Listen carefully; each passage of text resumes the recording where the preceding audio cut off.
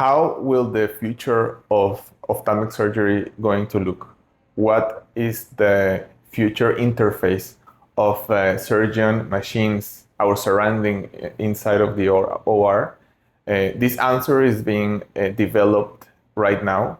You will see with our guest today, Dr. Eric Rosenberg, that the future of ophthalmic surgery is very exciting. I am, after having this talk with Dr. Eric Rosenberg, I am very excited. I am I really want to try this new technology that he's developing through his new company, ScopeXR.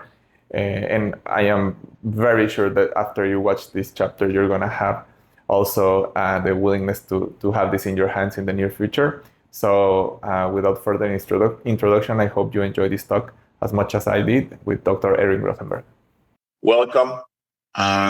First of all, I have to say special thanks because it's your birthday, so you're giving us a special window on a special day.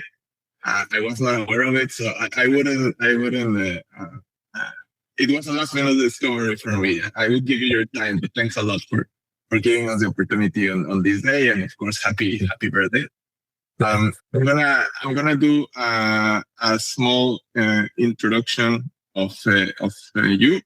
So I Dr. Eric Rosenberg. You're a specialist in cornea, cataract, and also glaucoma, if I'm not mistaken. Not as good as you. I dabble in it. If I can deal with it with MIGS, then I'm good, but not through glaucoma. It's good enough for many parts of the world. And currently you are located in close to New York, right? It's your current location in Site MD. That's the group where you're right now. I found you through your project of ScopeXR, which we're gonna cover in a minute. But you are your formation is very big on the digital impact of the digital world on ophthalmology, also in the clinic, but also in the OR, and that's where we're gonna circle around mostly this conversation. So, Dr. Eric Rosenberg, thank you very much and for giving us some time, and I hope you enjoyed the conversation, as I'm sure we're going to also enjoy it from your part. Absolutely. Thank you for having me, Mario. Please, it's Eric, obviously. Okay. It's a privilege to be here with you today and, chat about something near and dear to my heart. So I'm always free and available to chat about this stuff. It's always enjoyable. And, I love discussing it with like-minded individuals such as yourself and everything that you're bringing down there. Really the privilege and honor is mine. So, thank you for having me. Thank you for that, Eric. So, first of all, I wanna understand a little bit your thinking, okay? And then maybe we can take it from there. Why do you think, and how did you get to the point of paying special attention of the impact of the digital world on ophthalmology? Because there's definitely, you can say maybe because we're grown on video games and this kind of technology, but there's a jump on how do we translate this small background that maybe we'll have from childhood to an actual usable knowledge to the day-to-day work in a field like medicine and specifically in ophthalmology. How was that for you? So, the video games did help. The Nintendo 64 really pushed us into this direction. Yeah. But I started my life as a undergraduate in engineering, and then I did a graduate degree in engineering. And I went to go work for Ethicon for 6 months. And I realized, especially as an engineer, there's a little bit of a glass ceiling for engineers within the confines of traditional industry, backed institutions. So I thought to myself, it might be beneficial to go back and get a medical degree and then re-enter industry of all places with a medical degree or even an MBA. And went to medical school where my wife was going to medical school, and I thought it was really interesting. And I had been working on a technology for use of stress urinary incontinence at the time for Ethicon. And after medical school, I actually matriculated into general surgery. So I did a few years of general surgery. And after a few years and my wife being in ophthalmology, I realized I made the wrong career choice. So, I thought better of my life decisions and went back and did ophthalmology. And then once doing ophthalmology, I really fell in love with the specialty and realized I actually wanted to practice medicine. So it's funny because it turned my plans on its head, like most things do in life. And, best laid plans are always turned about. And, I realized I wanted to integrate my background into the current foreground, which is medicine and science. And during my engineering stint, I had done a lot of biomedical engineering, worked on kinesin molecules and, laser tweezers at Penn, and then studied wound healing applications at the Technion in Haifa. And we were doing stem cell applications there. And then we started seeing like ML and AI and a lot of the comp sci stuff coming onto the scenes. And traditionally, ophthalmology is always in the forefront of evolving technologies and sciences. So that was what was really I was very excited about entering into ophthalmology was always seeing that people were always thinking outside the box. How can we make this field better with the current technologies and the current science of the day integrated into our field? And that's always pushed our field forward. Doesn't matter the generation or the year, but it's always advanced ophthalmology. Whereas when I was in general surgery and I went to the meeting, sometimes they were still arguing about staples or sutures and which one's best. And I'm like, I can't argue about this for that long. Started coming into the field in 2021, I started playing around with blockchain technology, NFTs, cryptocurrencies. I was just very interested in the science behind it and the developments there. I got a little bit into the metaverse, started a company with Steve Houston, who's a retina specialist down in Miami.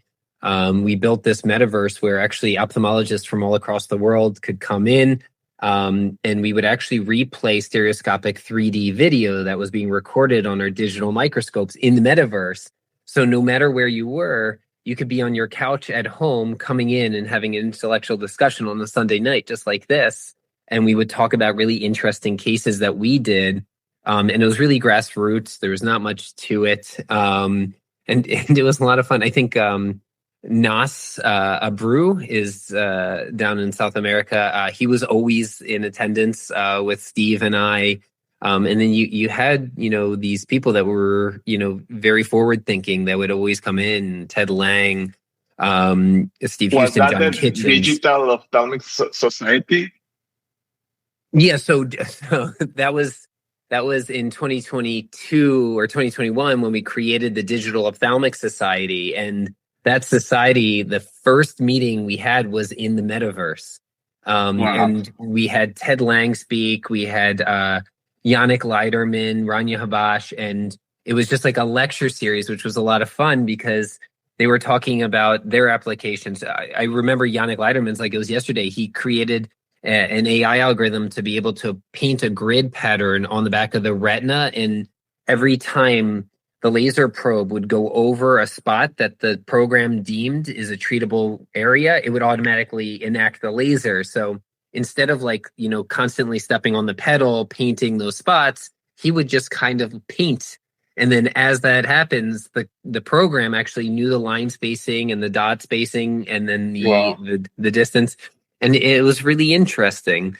So it was always a lot of fun. I always learned so much from doing those things. And then, COVID was over. People wanted to do more in-person meetings, which I happen to love. I think that's the way we learn the most from being together and learning that way. I thought the metaverse, was a really nice catalyst to be able to keep us engaged and learning. And then teamed up with an Apple engineer to start writing some code for the Apple Vision Pro in the OR, and then starting exploring ways where we can actually use spatial computing and mixed reality in our operating room. So it was kind of a natural progression, I think, for me, going into this, because I always had a passion for building and designing, and I just thought it was going to be the other way. I thought I was going to do it within industry and then call them the physicians. But I think this way is a lot more fun because, at the end of the day, after putting in an ICL and seeing your patients 20/20, you're doing cataract surgery. There's nothing more rewarding on the face of this planet. And it begs the question, once we get such good outcomes, how can you make it better? You're already seeing people who are 20/20 and everything's looking good. But there's always ways to make things better. And it's going to come from many different avenues, and people a lot brighter than myself, probably from people like you. And we're going to see some really interesting products coming down the pipeline, I think, in the next 5-10 years, just because the field is being plowed. And, with AI, generative AI, Claw, open source, they've just made it so interesting for us to be able to start developing novel solutions, and they can be done at the individual level. I used to joke, I used to say ophthalmology, the days of us bending a metal rod and naming it after ourselves are over. Yeah, it should be over. Yeah. It should be, but we still name crap after ourselves. Anything that comes out is usually more descriptive than anything. Doesn't usually have me in it. But the premise here, though, is that with some of these AI and MMLs that are coming out, the machine learning and LLMs that are coming out, the generative AIs, it's going to be interesting because it gives the power back to the individual to be able to code and build. It used to be that you really needed to team up with an engineer. You really needed to team up with an industry member in order to help create something that's impactful and meaningful and pushing that needle forward. But I think it's shifted back. I think I'm seeing some of my colleagues now creating their own electronic health records, which is really cool. And they did it for free. They designed something that met their needs and used the program to code itself. It's phenomenal. So I think we're going to see a little bit of a shift. Sorry? It's a different era right now.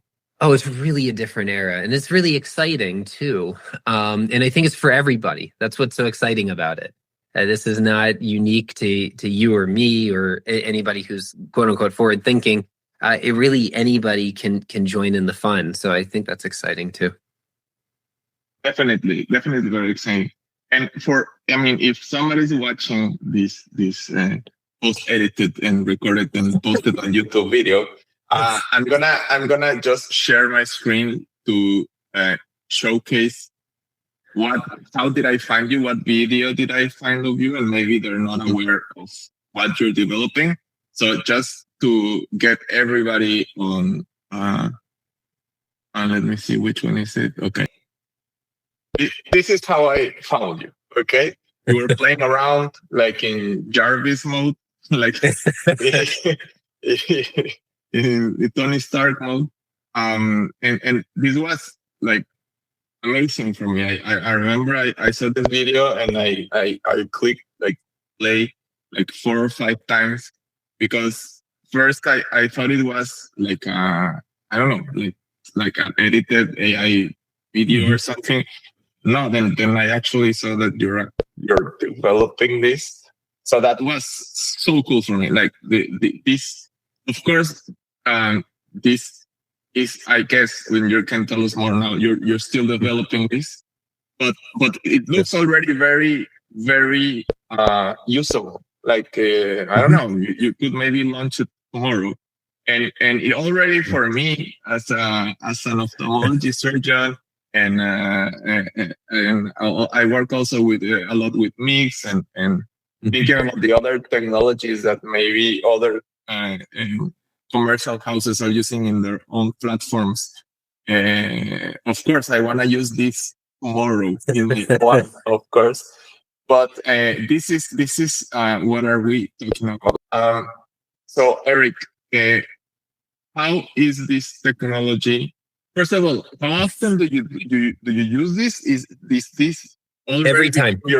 So this is your setup now of in the operating room. Yep. Since when is this became your setup? I've been doing this now for, I want to say 2-3 months has been in the OR. So the funny story, the company is called Scope XR. We still haven't even built a website because I don't think a website's necessary. That's the funniest thing of it all. You don't need to spend a sentence. Like it's gonna sell itself. Yeah. I had bought the Apple Vision Pro when it first came out, and I was really impressed with the specs, the technology of it. But we were still a little bit limited, both on input characteristics and the technology of the time in order to do something like this. And as soon as the opportunity presented itself to be able to put all the pieces together, we did. And funny enough, I was giving a talk on the bionics at Telling It As It Is, which is a meeting in Tampa, Florida. And I was giving a talk about the bionics, which is an augmented reality digital microscope, which I have in my other. So I have 2 ORs, one with the bionics and one with the Ingenuity. And I was giving a talk about the bionics because I thought it was very fascinating, the technology at that time and how they were just starting to use infrared light at the time of cataract surgery. So right now in that OR, I'm actually doing lightless cataract surgery. So we're not using any visible light whatsoever. We're using infrared light shining down and infrared cameras picking those up. And it's a phenomenal tool, especially for male patients. We know those are the least cooperative. And when you tell them to look at the light, they're doing some of this. You're like, stay still. And at Telling It As It Is was giving the presentation on augmented reality. And I thought, how cool would it be to give a presentation on augmented reality in augmented reality? So I actually wore the Apple Vision Pro like a giant nerd during Telling It As It Is. And if you search far enough back on LinkedIn, you'll actually see a post by myself where I was giving a talk in augmented reality on augmented reality, and I recorded it so you could see the audience. And then at the top, you could see my slide deck, and you can see everything that was going on. And I was just advancing through my slide deck while I was giving the talk. I just thought it was like it was cool, nothing more than that. And somebody reached out to me, and he got to talking. He's like, I'm a developer for Apple. I thought this was really cool. I don't think we'll have any synergies, but just in case, here's my contact information. This is my name. And I was like, oh, cool. Where do you live? And he goes, well, I live in New York. So I go, me too. And I was like, where in New York? And he said my town. And I was like, well, me too. That's and it turns out he lives 3 houses over from me. Oh my God. So we got together last year during the summer and had a little brainstorm session about what I wanted to see in the operating room. It was nothing more than a discussion. We sat down by the pool, opened up a beer, and we were just talking about where do I see, where could we go with ophthalmology in the future, and how can we start to put some of these pieces together. And it was super beneficial, the discussion. And it led to us thinking about how great would it be to have true spatial reality in the operating room, being able to dial anybody in to the OR on demand. Let's say I'm doing MIGS for the first time and I'm not quite sure and I don't really know what I'm seeing. Well, how about I bring in Nate Radcliffe to see what I'm doing and help me do the job well? And we thought that would be really cool. And it's cool in 2D. It's even cooler in 3D. So if somebody, like the picture you in the video you just showed was Eric Donenfeld coming into the OR, he was seeing what I was seeing, which is why he was cracking up, because he couldn't believe he was in my OR, seeing my hands move, seeing the surgery in front of us. We thought, how cool would it be to actually have true spatial computing with stereoscopic 3D being able to be externalized to an external source? And we essentially built that. So if you yourself have an Apple Vision Pro, you could actually dial into my OR, and not only are you going to see everything that I see in stereoscopic 3D, including the Ingenuity monitor. So that Ingenuity monitor that you were seeing on screen was not actually the Ingenuity. That was a feed. It was a feed into the Apple Vision Pro, and I can move that video wherever I want. So one of the large complaints with the Ingenuity is that the screen can sometimes be behind the scope. Now, when we dial in, you can put that spatial computing monitor anywhere you want in the room, and I can actually put it back and still have the scope be blacked out. So you're actually just seeing the monitor instead of seeing the scope, because it's all a camera-based system. And then on top of it, if somebody's dialing in with the Apple Vision Pro, they can actually see the stereoscopic 3D surgical output from the Ingenuity. So they're seeing pixel for pixel what the surgeon's seeing in true stereoscopic 3D. I thought that was going to be really helpful, especially as we all learn new techniques and as we develop the field forward. How great would that be that we're able to communicate things across geopolitical borders? This is democratizing medical care, if you will. You know, like you don't have to travel to India to see how Dr. Agarwal does, his surgery, or you don't need to, travel to Canada to see how Ike Ahmed does his valves. It's an amazing thing to be able to pop into somebody's OR and not physically have to be there. I think that's going to help a lot of us going throughout life. And what I was kind of aiming to do, I wanted to learn from the best. So how do you do that? You try to figure out how you can be there without actually being there. And I think this is one way to do that. Also, if you're in the Apple Vision Pro, Apple creates an AI of yourself. So if you've ever FaceTimed with somebody in an Apple Vision Pro, it looks like you're talking to them like this. It looks like you and me, and there's an AI avatar of them. And that avatar can actually be brought into the operating room for that surgeon, and they can navigate your OR and point to things on the screen. They can, dictate, okay, well, I know that you have a little piece right here. Maybe you get this piece and then take that out. So we were just kind of brainstorming how we can do things to help out each other and help our colleagues out with the development of spatial computing in the OR, because oftentimes we develop technology and we do it as a one-to-one carbon copy. That's not how technology is meant to be integrated into medicine. You have to understand its strengths and weaknesses and then be able to evolve the field to the next step. The reason electronic medical records were so unsuccessful in the US was that, the government said, here's $68 billion. Let's make a carbon copy of what we were doing on paper and pencil. Let's do it on the computer. And that's not how you integrate things. You have to integrate things based on their strengths and weaknesses. And sometimes it doesn't replace things. Sometimes it's an adjunct or an analog or an augmentation. And sometimes it does replace it, but it replaces it in a better way. But it's very, very different. Understanding those elements of the technology, I think, behooves all of us, when we start looking around the room and say, oh, well, this is how this works, or that's how that works.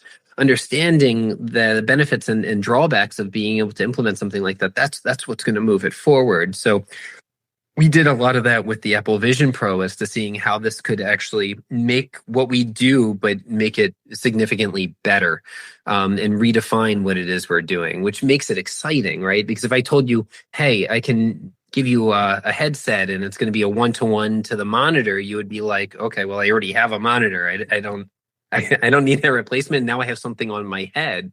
But if I was able to make your entire room truly mixed reality, truly spatial computing, and you can put digital screens of anything that you want anywhere, that really kind of like revolutionizes the name of the game, because now you're able to change and augment how it is that you're doing things, which I think is really cool. The other thing we implemented is some of the cloud-based computing software that exists. So I actually have my biometry and everything on screen for myself. So I know the axial length, the Ks, where is the steep axis. Maybe I want to be a little bit more inferior. Maybe I want to be a little bit more superior with my main incision to offset some of that astigmatism that costs the patient nothing, but it's going to be better care for them. Having that all up on screen is really nice too, because it always gives me a reference. And then you have some of the features of the Alcon Ingenuity, which is digital marking. So that toric overlay gets put onto your headset so you can actually see where to place the toric marker. You can actually center a multifocal lens on visual axis. There's no more of this mental thinking about how far nasally do we have to put these presbyopic correcting lenses. You're able to target this patient's individual visual axis based on the Argos and the Ingenuity integration, and then now with the Scope XR, it's all there for you. It just makes it so easy. So our goal was just to make doctors' lives easier, surgeons' lives easier, just giving you the full control in your OR and turning it into like a surgical cockpit. Sure. And I mean, honestly, it's I think, okay, for something as complex as surgery, it makes complete sense if you're creating this environment that is already used, for example, in the Air Force. This technology is already being used in something as flying planes, like commercial planes, maybe not so much, but fighter planes.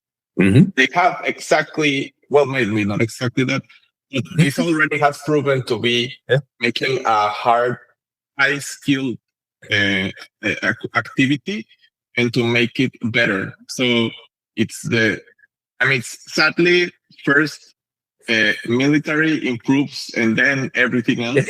But this is, it's already proved in a very high skilled and high stressed activity as a fighter plane pilots. Mm-hmm. So of course, I think surgery it's on the same line of activity, and it makes complete sense that this is like the next step. And I think I don't know if you're aware, but there is some.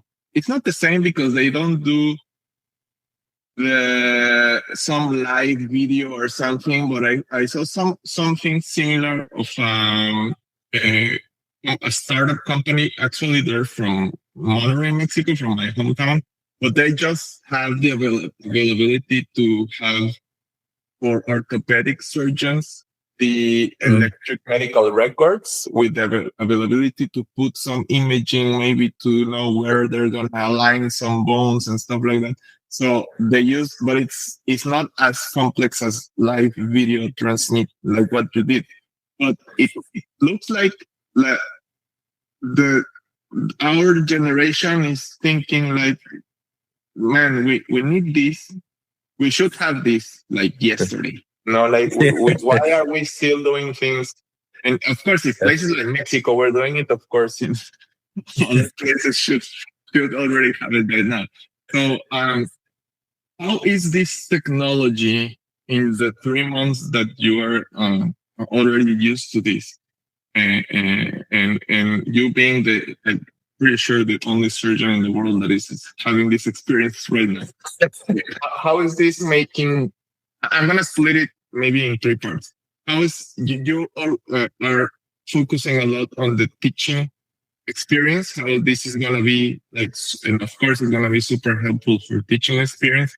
I can from now see how the rest of the industry is gonna flow directly to this also, because as a showcase, it's gonna be more impactful.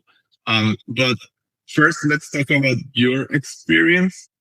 How is it making you better right now, as in the workflow and the work experience as in your OR? So in my OR, it simplifies everything for me. I'm a pretty simple guy, and I don't like looking at 1,000 monitors. I've been helping Alcon all this time too, since I started practice, in developing some of the software upgrades that we've seen with the Ingenuity. Because I think that everything should be on screen. You bring up a phenomenal point. Jet fighter pilots, they're using the true augmented reality because you need to be presented the material, but it doesn't need to obstruct the task at hand. And another good example of this is with cars. So these new cars, everything is heads-up display on the windshield. Why? They don't want you to take your eyes off the road. And in surgery, it's no different. You don't want to take your eyes off the surgery. And there's so many elements of surgery nowadays for ophthalmologists. One surgery could have 5 components. You could be doing MIGS. You could be doing a toric. You could be doing a multifocal. You could be doing an aura on top of that. And all these things have their own individual screens. They're all over the place.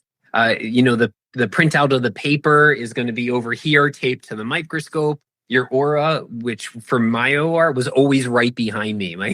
I was like trying to operate like this, and I was like, am I centered?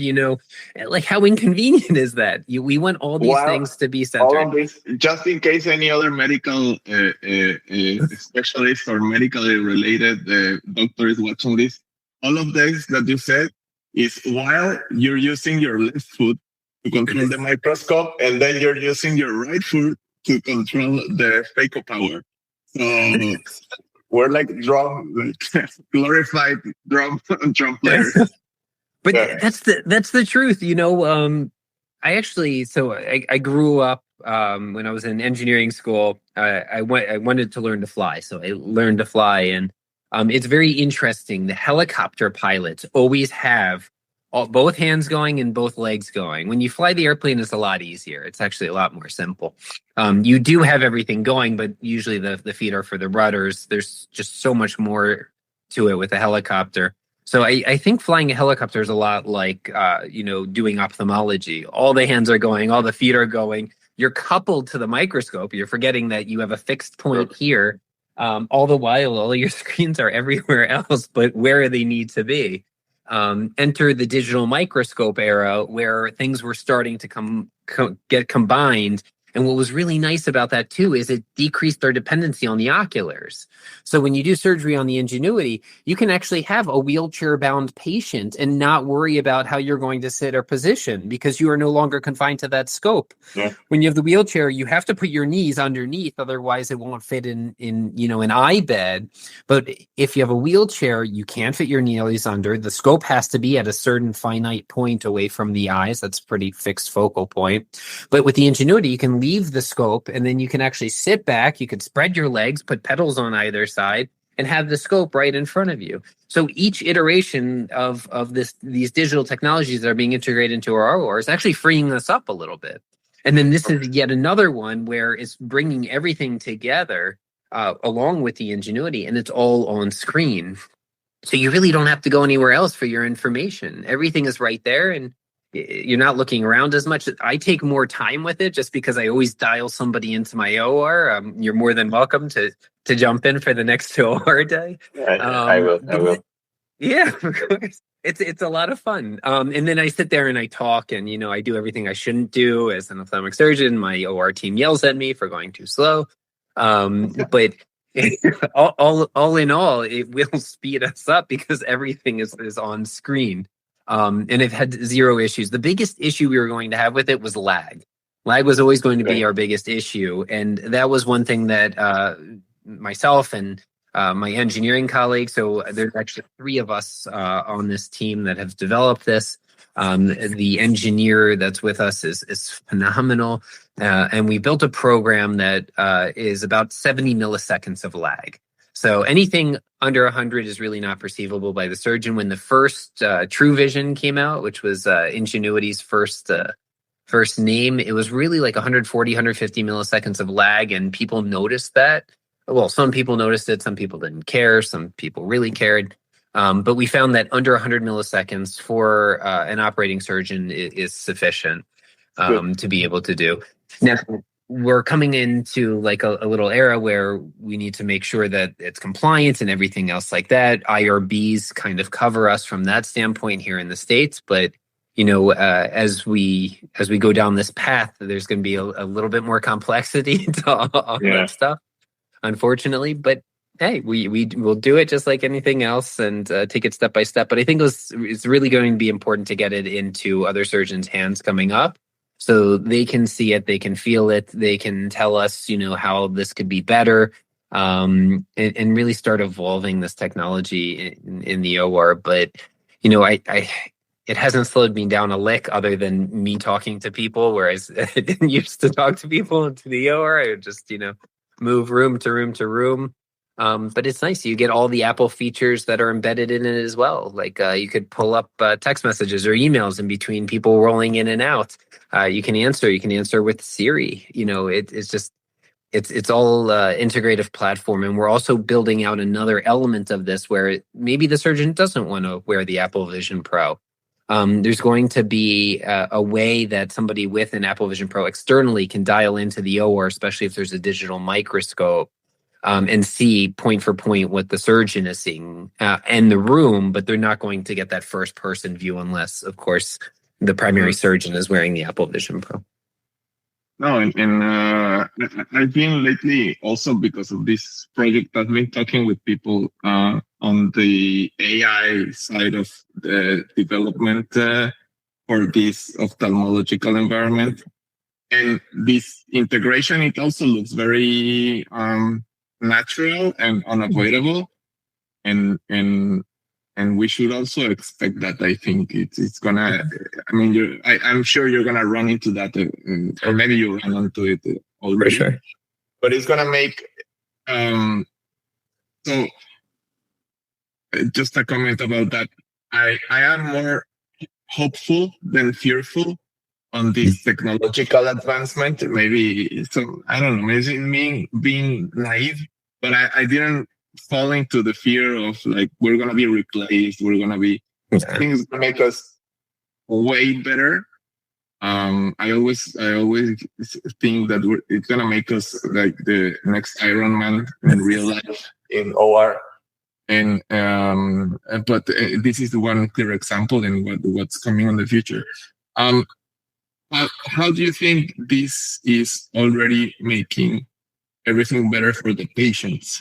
In the patient side of the experience? I think if your surgeon is a lot more comfortable and a lot more controlled, it confers like indirect benefits to the patients, right? When we got faster and better at cataract surgery, it's not like, hey, we invented a new lens or, we invented a new version of the phaco, even though that we did. It's really decreasing the time inside the eye, I think, gives our patients the best and most optimal outcome.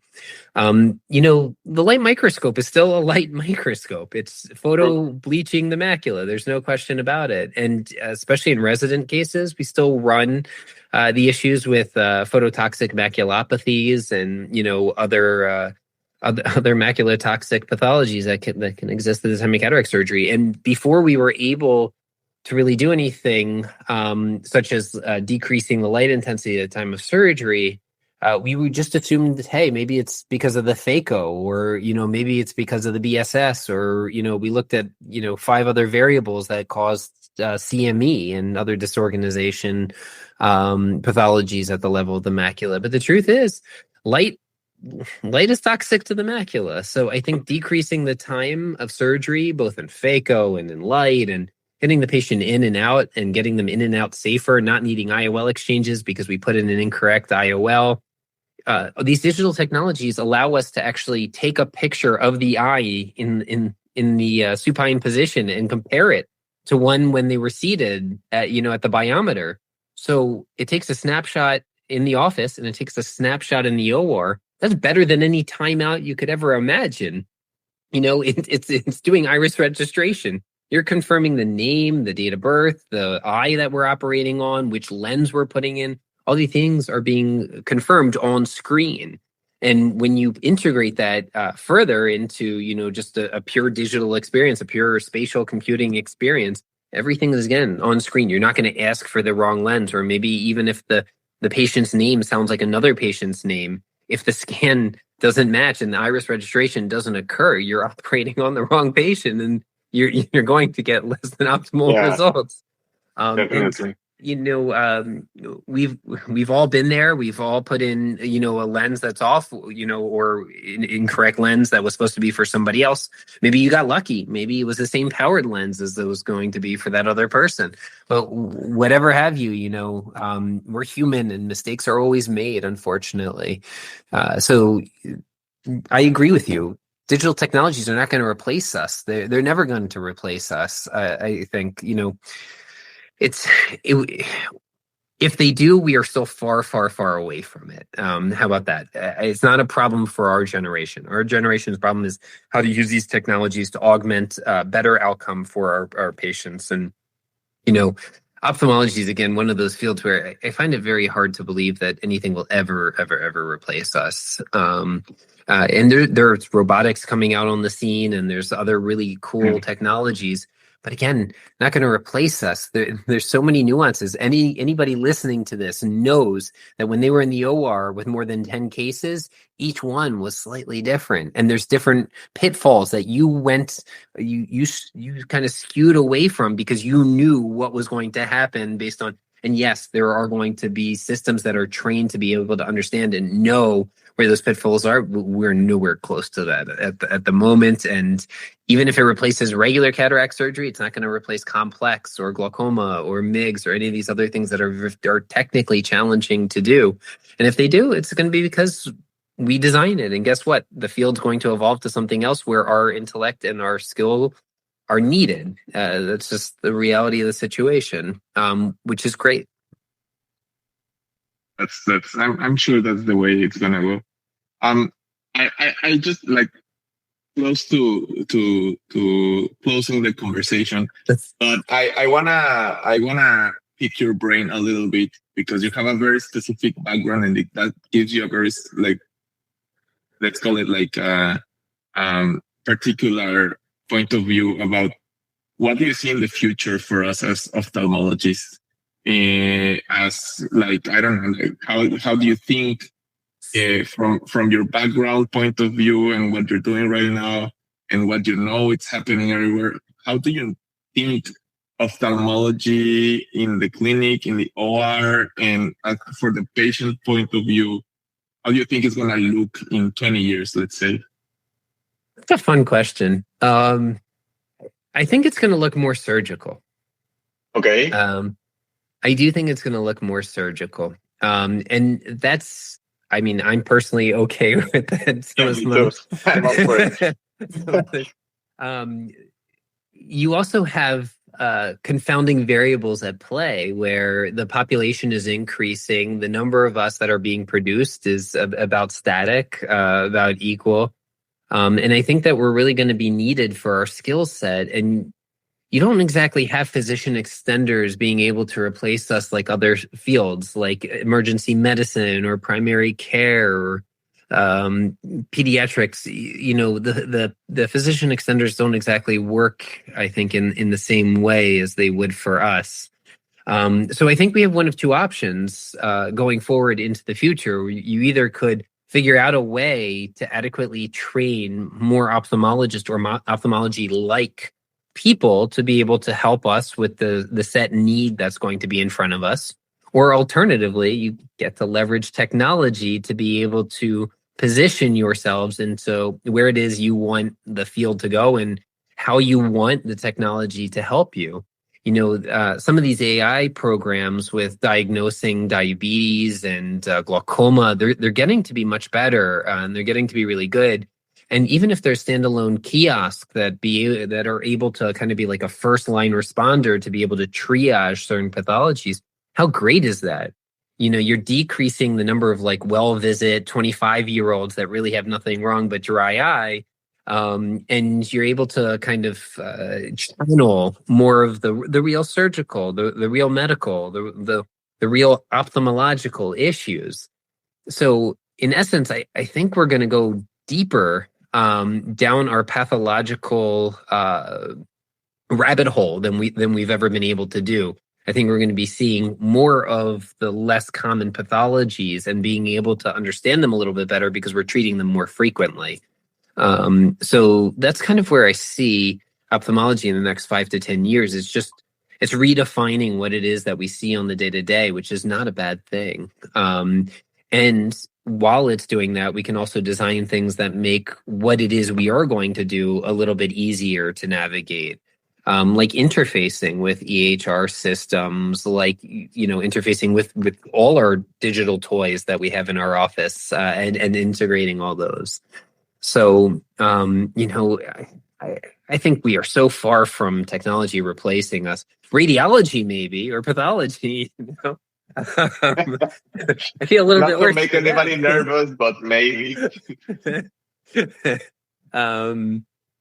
You know, my brother, he's an optical physicist, holds a PhD in optical physics, built high-powered lasers, things that I told you I studied engineering. When he talked to me, I felt like one of those brain-dead monkeys with tambourines. You know, I was like trying to understand what he telling me, and going right over my head. And he actually transitioned to a company that was using ultrasound to be able to diagnose breast cancer, which sounds like a great modality in order to do it. However, AI has gotten so good at reading chest x-rays and being able to, with a high sensitivity and specificity, being able to pick up breast CA, that is kind of putting him out of business, because they're like, well, we don't want a new technology if we can leverage the radiological tests that we already have that are in abundance, that have very limited risks. Why not just do, mammography and the x-rays, especially if we can design a system that builds on it. But, that would be the only group that I would fear a little bit more for. But even so, I think it's going to augment it. And at the end of each day, everybody wants somebody to be accountable for their own well-being and their own health. So I think doctors are irreplaceable in that regards. Being able to talk to people, I think that is really nuanced and an amazing part of our field. I don't think people are ready for computers to replace that face-to-face now, or truthfully ever. I think that'll be a very challenging situation for anybody that thinks that's going to replace anybody from that front. So some of these forward-facing, patient-facing professions, I don't see going anywhere. And my 94-year-old grandmother was funny. I asked her what she thought about AI, because, you traditionally think old people or older people think that, all technology is bad. To be brutally honest, she had a rotary telephone in her house until 10 years ago. And the reason is it was there, it worked, and she liked it. The only reason it came off the wall. Don't fix it. That's right. The only reason it came off the wall was because the phone company refused to service the analog line anymore. So they're like, we're done with analog. We're not running that through our systems. And that was the only reason that it came off. So, somebody who was very comfortable in, thinking that, I wanted to elicit kind of like a little bit of a response and query that question. So her response to me was actually very surprising. She goes, Eric, don't fight technology. The reason being is it's inevitable. It's going to happen whether you like it or not. What you can do is best position yourself with the technology that comes out at the time. And I thought that was really insightful, because she's excited about AI. There's a lot of downsides to AI. We're seeing it in, international media, and how people are spinning things and, coming up with fake imageries and posting, what is utter nonsense, but, they make it, they appeal to emotions and senses, because that's how they're designing that particular tool to help their cause. Everybody's going to use things for good and bad. It's just the way of life. But I think it's up to us to be able to find more of the good than the bad with anything, and start learning how to kind of channel the bad and keep it mitigated while we heighten the good in the room. And that was really, like, ultimately at the end of the day, her take. And I thought it was really, really insightful. And I'm very happy I asked her. Because it makes me hopeful. And, somebody who's lived through 94 years of life, she's seen a lot, she's, accomplished a lot. But, for her to say that there's going to be so much more, it drives you. It makes you see that there is going to be a lot more, and it's going to necessitate us being able to define what the future looks like. So anybody listening on the podcast, make the future better. Make it for what it is that should be for us, for everybody in the room. And whether or not it replaces or changes or does anything, it's not to live in fear of. It's to be able to help solve and to channel it in the right direction. True. It depends on us. Those were very wise words from Grandma always knows better. Eric, this has been really fun. I mean, it's been really insightful, and I've learned a lot. And I bet it's like new information for everybody, including myself. But it's been fun, and not everybody does a technically loaded conversation really fun. I'm thankful for that. If you feel any time to try out your technology down in the Caribbean, feel free. This OR is always welcome. Yes, exactly. We'll be happy also to see you here, and I'm sure I'm gonna make you a visit. I really want to see this technology working live. I'm really curious about it. And again, thank you very much. I hope we can repeat this conversation in the future, and then tell me how this is developing. And what new findings in where new horizons are you taking this? But for now, I'm gonna let you go back to celebrating your birthday. You have given us an hour too long of your content today. Thank you again, and well, greetings for all the family, and I hope we can have a conversation soon. It's my pleasure, and I can't wait to have you. Okay, Eric. Thank you very much, and cheers. Enjoy the rest of your evening. Thanks, Mary. You too, and enjoy the beautiful blue Caribbean water. Ours is still a little muddy brown. All right, see you. Bye bye.